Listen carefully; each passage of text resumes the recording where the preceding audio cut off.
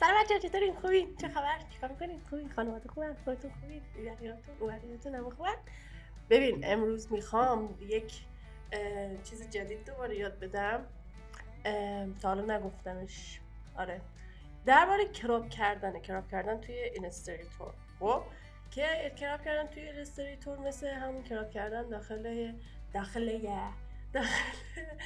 فتوشاپ و کراپ کردن داخل مثلا نرم افزارهای گوشی هست تا که مثلا عکس تو کراپ می‌کنی میذاری توی اینستاگرام و استوری، این عکس گوشی که می‌کنی اینجوری میذاری توی مثلا فضای مجازی. این مثل همونه که یک گزینه داره همون کارو میکنه، کراپ میکنه، قشنگ میزنی روش همش کراپ میشه.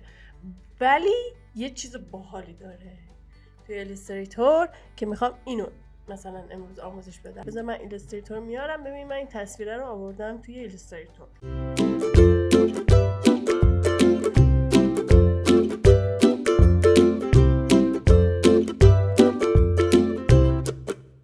ببین بهتون گفتم که مثلا یه مدل داریم کراپ کردن که توی همه اون پلتفرم‌های دیگه، نرم افزارها و این چیزا که داریم مثل همونه که من وقتی روی تصویرم کلیک میکنم خب این بالا یه سری گزینه‌ها میاد. من میخوام اینو امروز بگم کراپ ایمیج. ببین اصلا اسمش روشه، کراپ که بزنم و ببین من با این میتونم کوچیک و بزرگش کنم و هر قسمتی رو بخوام مثلا اینو اینجوری میگیرم، مربع میخوام بشه، اینتر میزنم، کراپ شد، تموم شده رفت.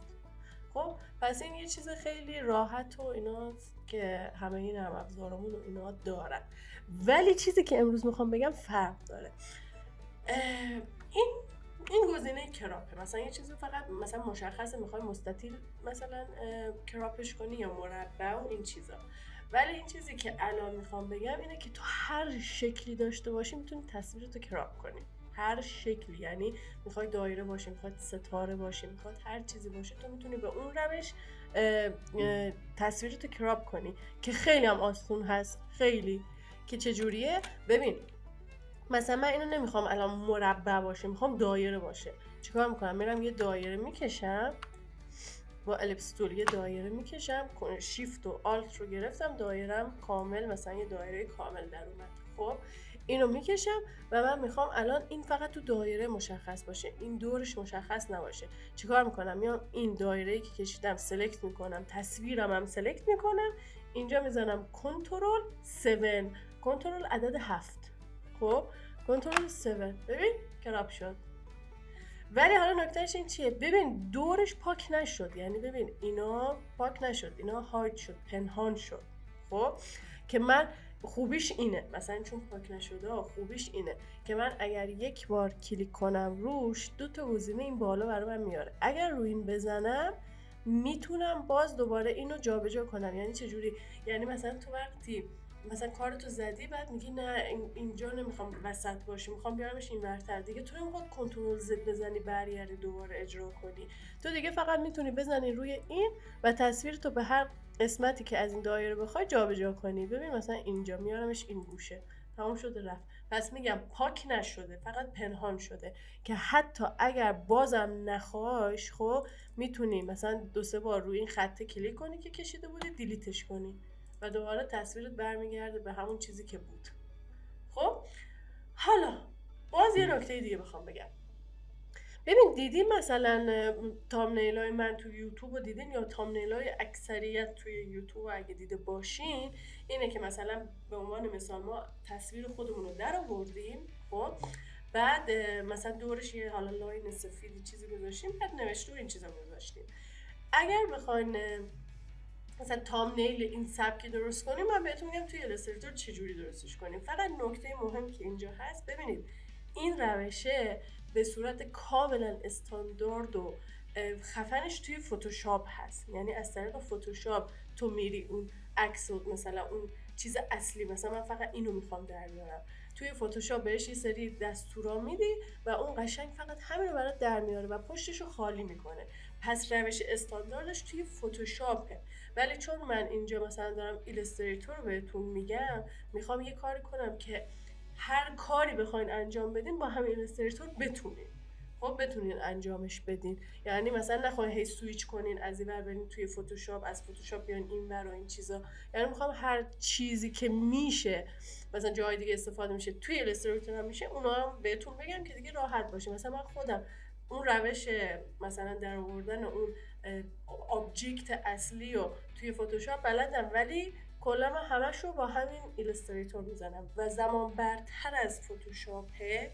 خب یعنی چرا؟ چون که من باید بشینم دور تا دور تصویرم رو با پن در بیارم که الان بهتون نشون میدم. خب ولی دیگه مثلا هی نمیخواد سویچ کنم برم فتوشاپ رو باز کنم بعد بیام این دیگه تو همین همه کارامو انجام میدم. خب پس حالا بریم بهتون بگم.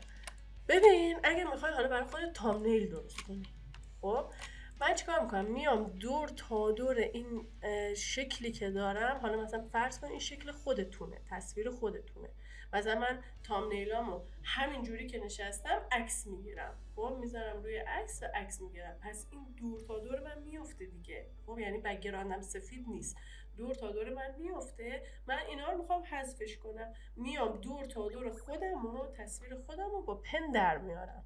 خب بعد اینه که در آوردم دیگه من میام مثلا شکل‌های دیگه رو انجام میدم.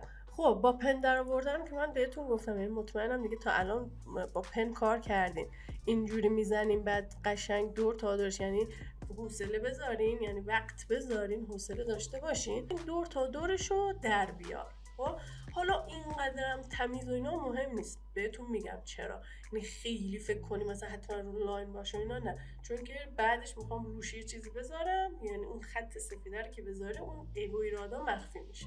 خب الان من بخوام بیام اینو کامل بکشم و این چیزا زمان ویدیو زیاد میشه، برای همین کشیدمش. خب اینجا مثلا پنهانش کردم که مثلا سریع بهتون نشون بدم چیکار کنید. ببینید من دور تا دور اینو کشیدم، بذار استروکشو زیاد کنم که ببینید دور تا دورشو کشیدم. خب الان من چی کار میکنم؟ اینجا رو دقت کنید. ببین اول میام این خطی که کشیدم و یه کپی ازش میگیرم، یعنی کنترل سی، فقط کنترل سی. الان ما هیچ جا پیستش نمیکنیم. خب کنترل سی رو گرفتم، بعد ببین اینو سلکت میکنم، یعنی این خط رو سلکت میکنم، این عکس اصلی من سلکت میکنم، کنترل 7 میزنم، این در اومد.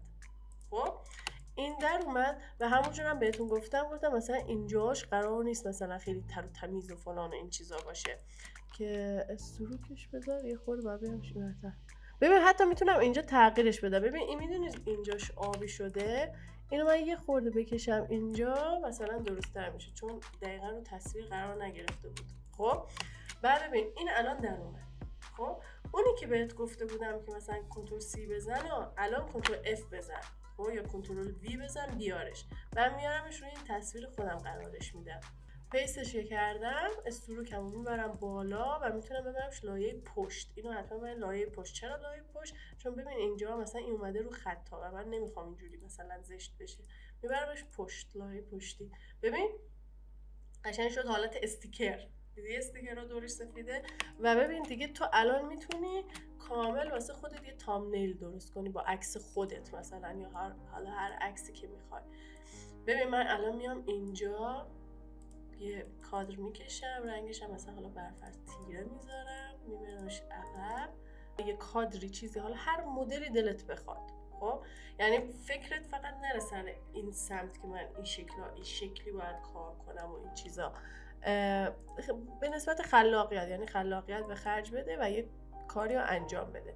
اینم میکشم، بعد این تصویرمو میارم رو که این بره پشت، یا اینو میبرم پشت، فرق نداره. خب اینو کشیدم.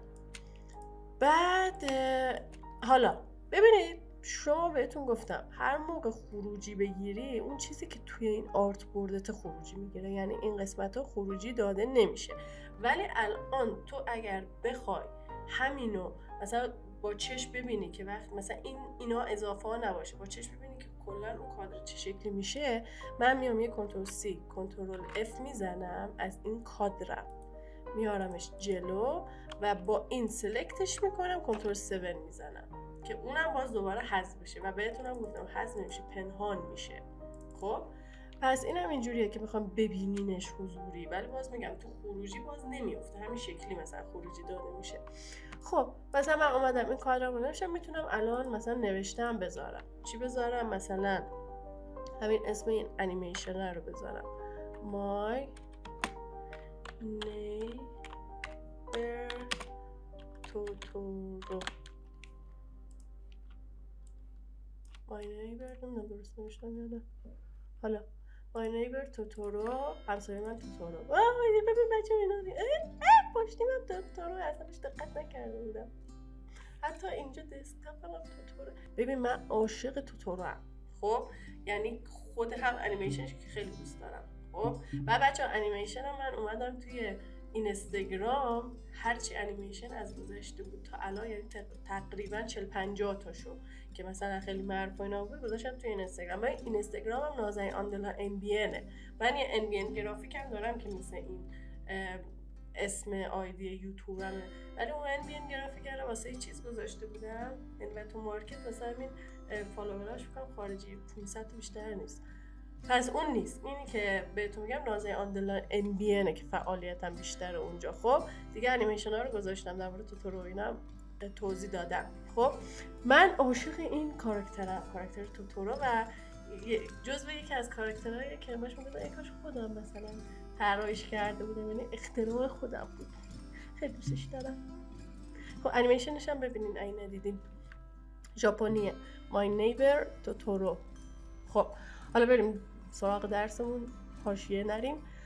بعد مثلا اینجا نوشته گذاشتم، بعد نوشتم که بهتون گفتم از حالت فون میتونم درش بیارم، حالا یه سری تایپوگرافی ها انجام بدین. حالا من یه چیزی همینجوری بدون فکر انجام بدم ببینم چه جوری میشه. اینو میارم مثلا اینجا، خب و این مایه رو ثبت میکنم، مثلا کادرم میتونه بیرون باشه یا داخل باشه. خب My Neighbor Totoro، بذارم اینو اگه رنگش رو این رنگ کنم مهمتر میشه. چرا My Neighbor Totoro. بعد دیگه اینجا برای خودت نوشته بذار آقا مثلا بیا دورشو ستاره بکشم، دورشو مثلا بیا ستاره بذار، اون قسمت های مشکی، حالا هرچی ها اینجوری دارم یه چیز میگم، نمیدونم خوب میشه یا نه. ستاره رو ببین چی میذاریم دیگه. به نسبت سلیقه و مثلا خلاقیت خودت بیا یه سری طرح‌ها بزن. ای عطر میاد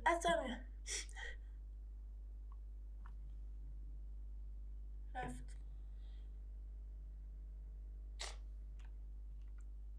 وای اینجا هسته، الان اینجا حسش دارم میکنم. خب بعد مثلا یه سری دایره ها میتونم بذارم، یه چیز اینجوری در میاد، گوگلی شد. خب دیگه برای خودت تامنیل به همین سادگی میتونی یه تامنیل درست کنی. خدایی ساده، هیچ کاری نداره، یعنی تو فقط با پن بیا دور تصویر رو بکش، کنترل 7 بزن که مثلا کراپ بشه، بعد اون خط دور سفیده هم بذار، بعد بیا مثلا دیگه دیزاین کن، نوشته تو بذار فلان کن، اینا تموم شد رفت همین سادگی. خب اینم از کراپ.